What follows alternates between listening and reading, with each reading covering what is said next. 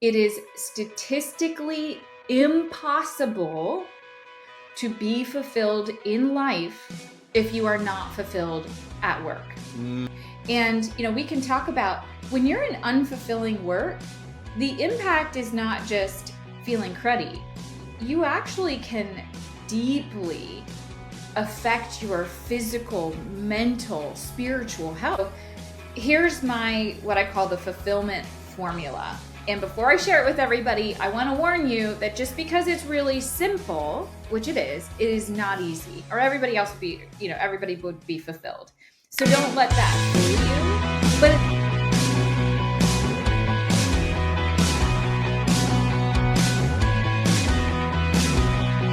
Welcome to this episode of the How to Get a Job podcast. Today, I have an amazing guest, an amazing topic for you. So if you're listening to this and you're in the 60% of people in America who are not fully satisfied with your job, then this is the episode for you, because we're going to talk about how to get a job that's fulfilling, one that you enjoy, that you feel rewarded to.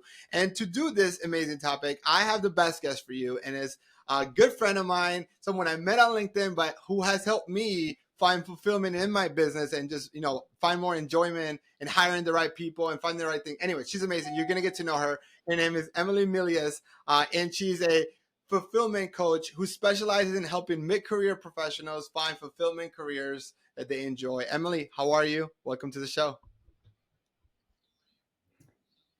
thank you for having me. I love every opportunity I get to talk with you. So we're gonna have a blast. Everybody, buckle your seatbelts because I am sure this is gonna I love be it. a I love it. great No, Emily, ride. I'm always get so energized by talking to you Yeah. because I think you understand me is because I took the Kobe assessment. And so now I feel like you look through me. So I think you know me more than I know myself.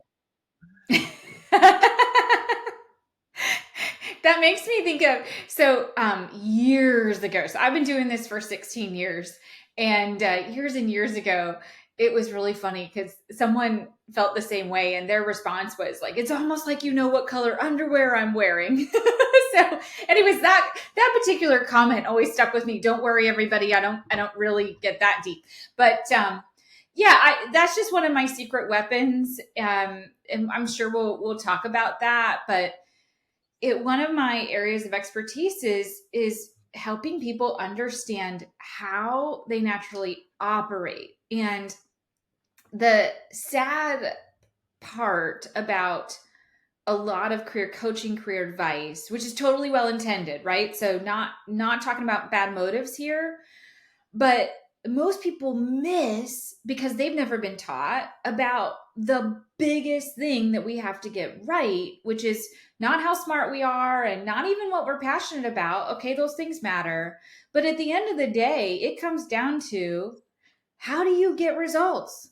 Because jobs are about how getting stuff done. And anyways, my best tool for doing that is the Colby Index. It's the only thing that measures that part. And yes, I've done that. Literally have assessed um, well into the thousands of people at this point.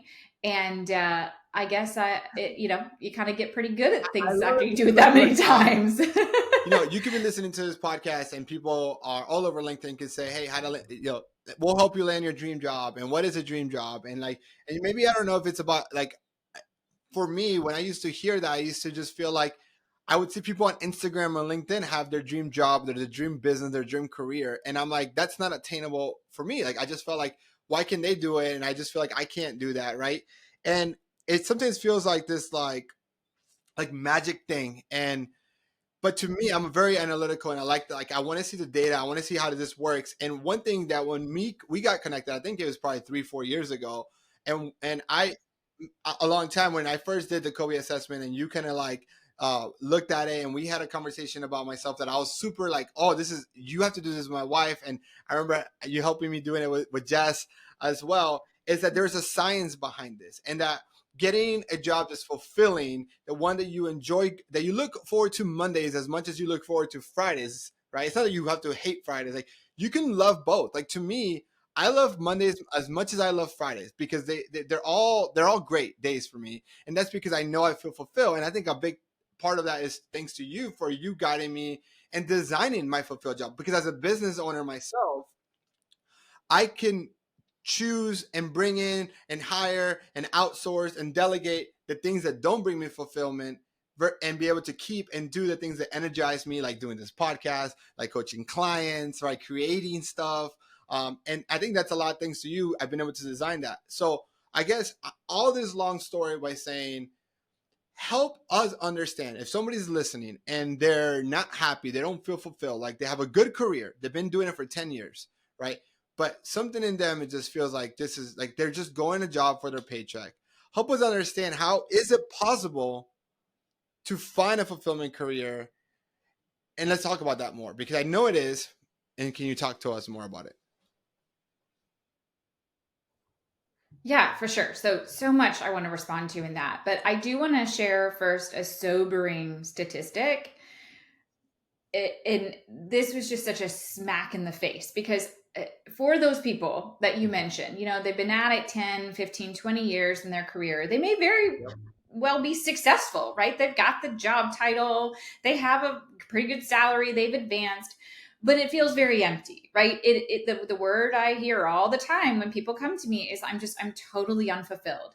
And when that happens to people, a lot of times they try to make up for unfulfilling work Mm. on the evenings and weekends, right? It's like, okay, well, then I'll just take really good vacations, or I'll just really pack in the awesome hobbies and family time. But here's the deal, folks. There's a great organization called Imperative.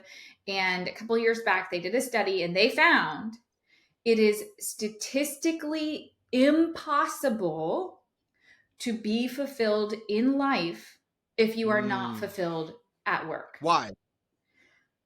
So stop trying to solve for this on the fringes. So, what I think is the reason, I'll try not to give a long answer, Daniel, because I'm detailed too, because Yeah. it's multifaceted, right? But here's the biggest of them. We spend 1/3 or 90,000 hours of our lives at work. And I Time. think It's too it's much just time. the sheer Yeah.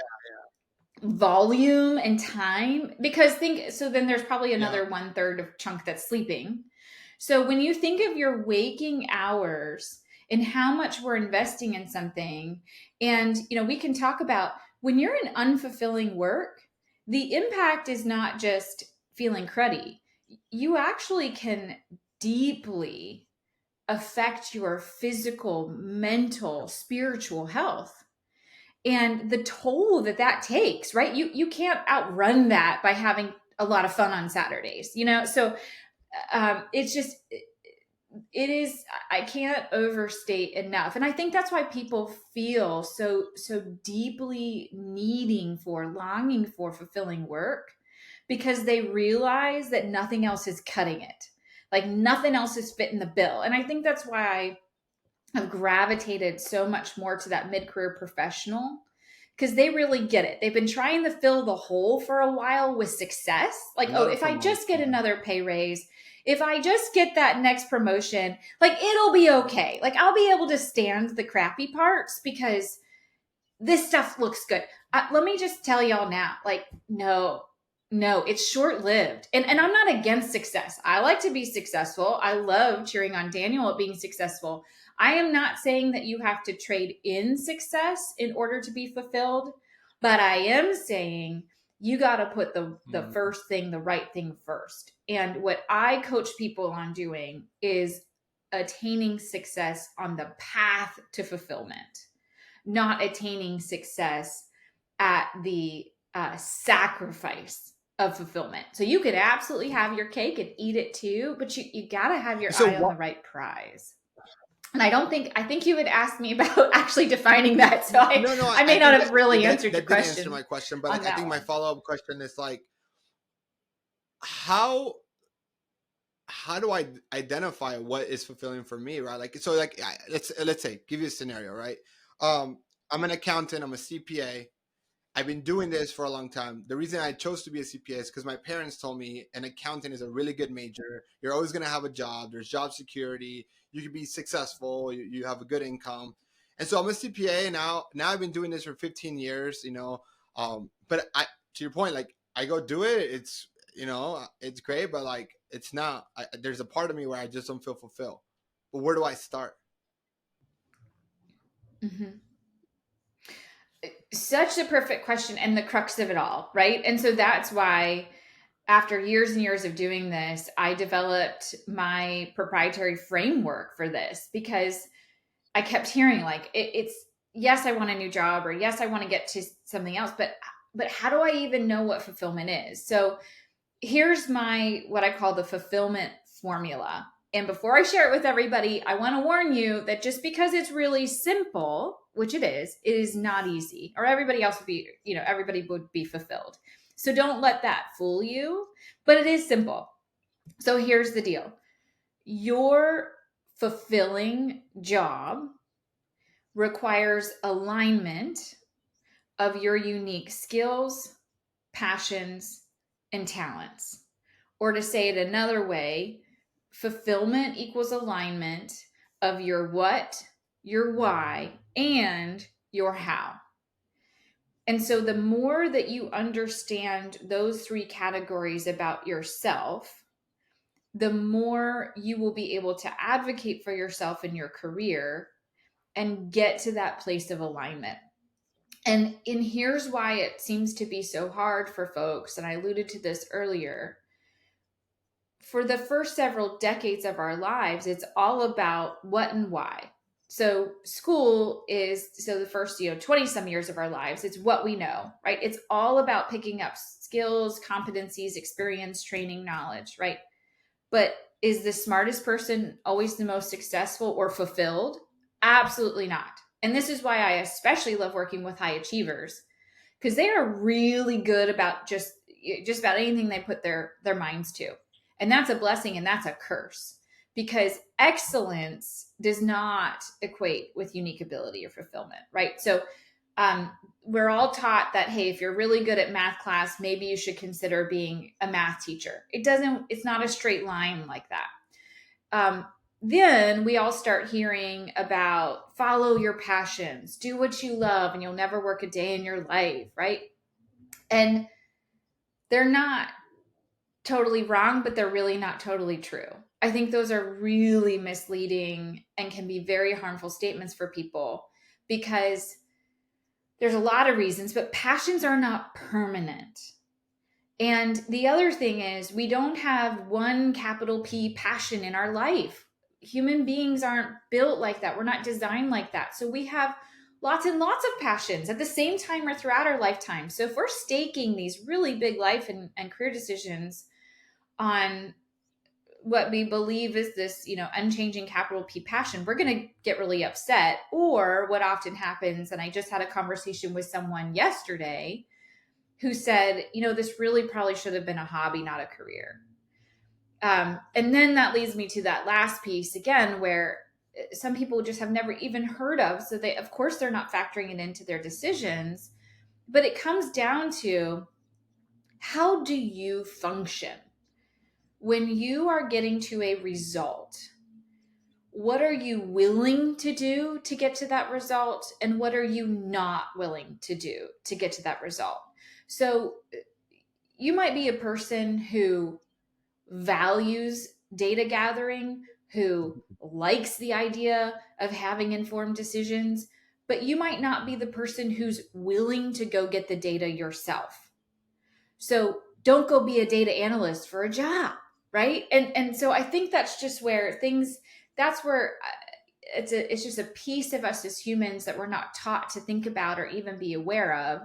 And so the beauty of that three-part formula is you have to check all three boxes. And anytime we pull out one or more pieces of that equation, it doesn't work. So you got to get all three And boxes I love that, checked. and I think I went through this with you, and so like you've helped me understand this a lot, and so I am like I know how this works from that point of view. But one thing, and I kind of want to just again ask if we were just having this conversation for the first time at a Starbucks, which is that great. So I just need to get myself know myself better. So let me just go take some assessments online and do some sort of like strength finders or Myers Briggs.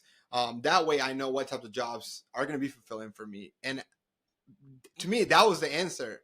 But after speaking to you, I realized that's not. And so I want you to elaborate a little bit more about how maybe you about what I just kind of shared there.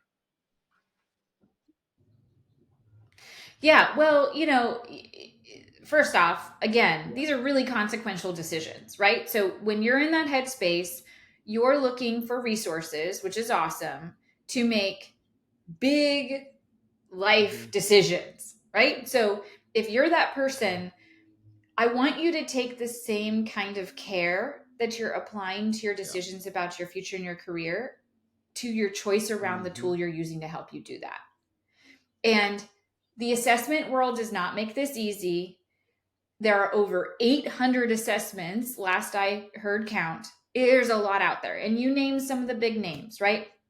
But please, please know that the familiarity or the popularity of a tool does not equate to quality of a tool. Okay. So a lot of assessment companies are really good marketers, but I got some qualms with their research, right? And with the quality of their data. So that being said, here's the other dirty little secret. Personality is not a good long-term predictor really of anything, but it's definitely not a good long-term predictor of where you fit. So before you rush out, and I get it, they might be advertising that on their website, they might be encouraging you to go take this assessment so that you can figure out which career path you want to be in, but dig a little deeper and do some research. So the assessments that I use with my Hmm. clients last forever. We're measuring something about them that is unchanging. It's the same a year from now, 10 years from now, 20 years from now. I feel good about them helping them make decisions about their future and career based off of Yeah. something that's a non negotiable. What people often don't realize is that those personality type instruments, which is the majority of what's out there, they expire in a year or less. So, really, the time frame of the tool needs to match the Mm. time frame of your decision making. And so, I didn't choose what to wear today based off of the weather forecast 2 years ago. That's silly, right? Like that nobody does that. Um, it just doesn't make sense. We check the weather every single day and we make a 24-hour period decision about what to wear. So the time frame of our decision is So matching the true. time frame of the tool. Yeah. Yeah. So, right? Um, and I'm not going to decide what to wear 20 years from now based off of today's weather forecast. Like that just sounds so silly, but that's what people are doing when they're trying to use a snapshot tool like a personality instrument to make long-term predictive future decisions. And that's why they get frustrated when they feel like, gosh, I showed up in the wrong outfit, even though that thing told me I'm supposed to wear blue today, right? It just doesn't work like that. So just, really, really be careful about the kind of inputs you're putting into these decisions. They need to be high quality, high caliber. And just because it says assessment doesn't necessarily mean it's the kind of No, science that you makes a lot really of want it to sense. be. So, I guess Emily, like, I want to kind of, I know we could talk about this forever, right? And this is just like scratching the surface. I think for me, like, the goal of this podcast is like, if you're listening to this, that and you are not fulfilled, is that you understand that there is a way for you to do that. Like, you don't have to finish the next half of your career or the last half of your career in an unfulfilled job. Because and you correct me here, because it doesn't always mean that you have to just change industry. Like, if you're a CPA and you're not happy, it doesn't mean that you don't have to be a CPA. Maybe you open up your own business and hire CPAs to do some of the things that you don't want and start doing some of the things that you do enjoy that are more fulfilling. And I think that's the lesson that I learned when working with Emily is like, it's not that I've always wanted to be, I like being a career coach. I enjoy that. It's not that. It's what my experience with Emily was like. You helped me so much, Emily, is identifying what was I naturally good at, like what was I inclined, like how can I make better decisions, and who should I hire that is going to be a better fit to overcome my weaknesses right? Because if I'm strong here, then I need to hire people who are like, they create this perfect balance. I think we worked a lot about building a team around me that balanced it and had all the skill sets and talents that are needed to be successful. And so I say that because it's not so much of like, sometimes I think I don't want you to think that you're listening to like, okay, well, you're telling me that what I did for the last 20 years didn't count for anything. Like, no, that's not the case. I actually think that there's just a lot of options. And I think that's where I think I would encourage you all to work with a coach, specifically somebody who specializes in fulfillment like Emily, right? And it should be Emily if you're listening to this, because I think it'd be completely worth it. But anything you want to add there? Because I'm talking from just personal experience and just from one point of view.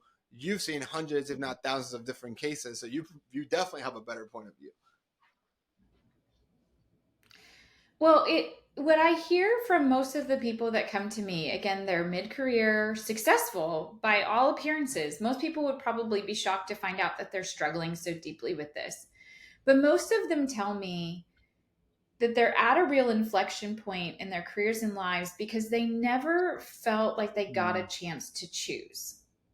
I'll hear all the time, I feel like I fell into this. This fell in my lap, or a series of things happened and I just found myself as an accountant, or I just found myself, in this situation.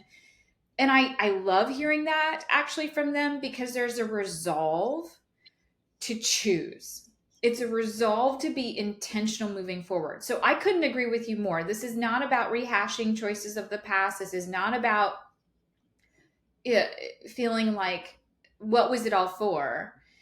It's really a commitment yep. to being intentional about the future, and taking what we've done in the past and using that to propel us to even better places, more fulfilling places in our career. The other thing I'll speak to, because you said that fear of like, oh my gosh, are you just going to tell me I have to quit everything and start all over? And, maybe I'm a nurse and now I need to be in sales, right?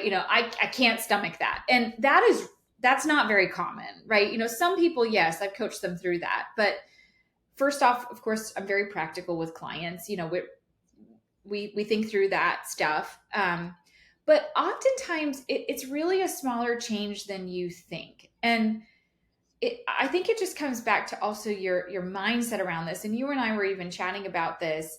You're not a victim of your circumstances.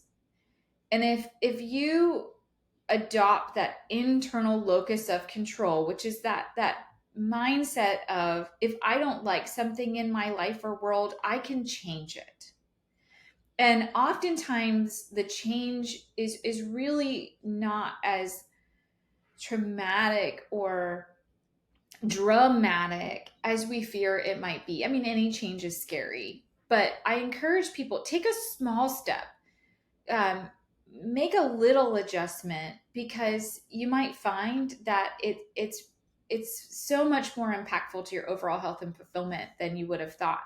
And then the last concept I just want to share with everybody, and to piggyback off of what you were sharing, Daniel, is fulfillment is not a state that you arrive at. So it's a lot like health. So I know you care a lot about your health. I care a lot about my health. And unfortunately, we don't get to this point of good health and go, I arrived. Awesome. I'm done. I never have to work at this health stuff again, right? It doesn't work like that. Health and being healthy is a series of small daily decisions, Mm, right? We're always working towards a place of health. Now, if we let our health slide, if we don't pay attention to our health for a long time, we might have to make bigger, harder decisions to get back there. And then we're kind of in maintenance mode. But I want to encourage everybody that fulfillment is the same thing. yeah. It's kind of like a type of health. But it's not like you're trying to get to just this like big arrival and then you're done. um, I'm a fulfillment coach, and every single day I have to work hard to keep Yeah. getting back to alignment, right? And so, just it's the accumulation of these small daily decisions. And I don't want someone to feel intimidated, like it has to be this big grandiose act. For everybody, it's small daily decisions. So start where you are, start small. You might be surprised at how few little decisions and adjustments it takes to get you to where you need to be. But it absolutely will come back to your sense of self awareness and understanding of, what do you uniquely know better than anybody else? What gets you out of bed in the morning? What puts a fire in your belly? What kinds of things would you do if you never needed another paycheck again in your life? Yeah. And how do you get stuff done? How did God make you to contribute and take action and get results? And the more you spend reflecting on that, the more you understand that, and the more you operate with intention in everything you're doing in your life and career, you will get the reward of So good, fulfillment so at good. the end. You were saying that, and it's like it makes me really think about this thing of like the most important things in your life. You can never win, but you can always lose. And so, like, if you think about, you said your health, right? Um, you can I can get myself in shape, but again, I have to work on that every day on how I eat and how I exercise and how I take care of myself. Your relationships. I've been married for going to 8 years now, and that's great. But if tomorrow I don't treat my wife right, she's leaving. So I can never win the game of marriage. The game is surviving. It's the game is maintaining and growing. Same thing in business, right? Like my business has been great, but tomorrow I can mistreat my business, right? I can make bad decisions and the business will be gone faster than it takes, right? Your reputation takes a long time to build, seconds to destroy. And I think and you said it perfectly. It's like fulfillment is that way. You, depending on where you are right now, you might have to work really hard to kind of get in the habits and build that. But once you get to the point of fulfillment, does not guarantee fulfillment forever. You have to continue to work on it and continue to prioritize that. And that just means it's meaningful, right? If it's important, you can never win it. You just have to maintain it and grow it and enjoy it. And that's that. When I learned that concept, is when I understood, like, yes, success it is the journey and it's not the destination, because there's never an end. And because how we're wired as humans, of understanding that we always want more. And so when you find fulfillment today, that definition of fulfillment will move, will continue to move, just like your goals will, just like anything else. So look, as we wrap this up, Emily, this has been awesome, and I hope that the job seekers here I have enjoyed this conversation as much as I do when I get to talk to you. But if people want to learn more about you, your services, what you do, what is the best way to learn about how you help individuals with fulfillment and just anything else that you do that is so amazing? Because I'm a fan, I'm a client, um, I'm a friend. Team Emily here. I love it. I love it. Isn't it so nice to have cheerleaders in life, everybody? And that's a part of fulfillment too. It's just having that community and people who cheer you on no matter what. Your good days, your bad days. So I'm so thankful, Daniel. You're that to me. But hey, go to my website. It's my name. So Notes, yes. emilymelious.com. I'm sure you're gonna post a link because I know in the notes. I know my last name's a little tough, so it'll all be there. And there's actually a free 3-minute training on the fulfillment formula. So if maybe you're in your car, you haven't had a chance to take notes, or you just want a quick refresher, go there. That's a great first place to go, totally free. And then you'll also learn more about how we could work together to either find fulfillment in a new job, or find fulfillment in the, Love it. the current path Again, that you're Emily, you're on. awesome. And for all of you guys listening, look, again, thank you guys so much for the support on the podcast. I'll ask this. Odds are, one person does not fulfill. One person that has come to you in the last couple of months, the last week, probably the last 24 hours, venting of what's going on at work or what's going on. If you know that person, share this episode with them. Just that's the only favor that I have. This podcast is free. We don't run ads, and I think that is the best way to help. If you're listening and you are listening to a lot of these episodes and you are a job seeker looking for a job, there's going to be a link down there so you can fill your information. My job and my team's job was to try to get you connected to the right career coach based on your goals and your background. We only at OPNI help international STEM students, so we understand that 99% of job seekers are not that. But I also want to make sure we connect you with a good coach that's going to be able to reach your goals. So again, thank you so much for listening. Emily, you are awesome, and catch you all on the next episode.